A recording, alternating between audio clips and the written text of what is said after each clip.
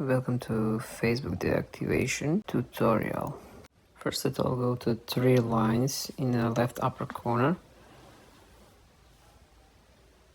After that, go to settings and privacy. After that, go to settings. Go to accounts center. After that, go to manage accounts.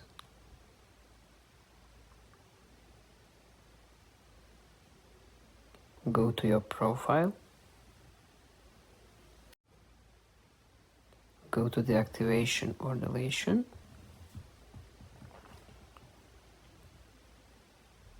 Make sure that you checkmark deactivation account, not delete, and continue.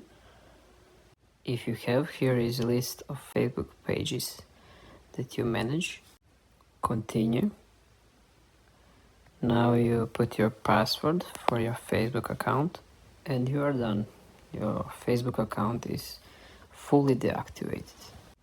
Thanks for watching. Bye.